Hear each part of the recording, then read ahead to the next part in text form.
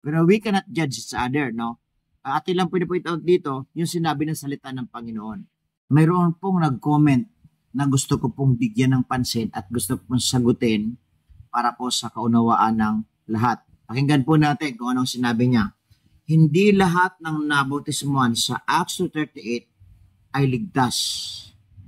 Then, yung iba nagtatago lang sa verse na yan, pero may tinatagong kasalanan. So ito po, no, ang ating sagot dito. So totoo po na hindi lahat ng nabautismuhan dito sa aklat ng Acts 2:38 ay maliligtas. Although sabihin po natin na binutismo sila sa pangalan ng Panginoon, pero hindi pa rin sigurado na maliligtas na. Kasi sabi po ng Bible, no, na hindi lahat tatawag sa akin Panginoon, Panginoon ay maliligtas.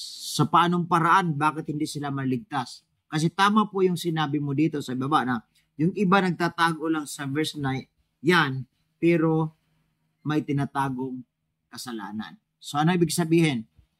Kung kahit nabaptize ka na, kung nagpapatuloy ka pa rin sa pagkakasala, so hindi pa rin sigurado na maliligtas tayo. Pero we cannot judge each other, no? Atin lang pwede point out dito, yung sinabi ng salita ng Panginoon. Na kung gusto natin ng kasiguruhan ng kaligtasan, matapos tayo na mabautismuhan sa pangalan ng Panginoon, kailangan lakaran natin yung daan, yung landas, yung katuwiran at kabanalan ng ating Panginoon. Huwag tayo mamuhay sa pagkakasala. Kaya salamat brother, no, sa pag-comment mo dito sa comment section, at ito po ay magsisilbing aral sa bawat isa sa atin. So God bless to you at ingat po kayong lahat. Pagpalain po tayo ng ating Panginoon.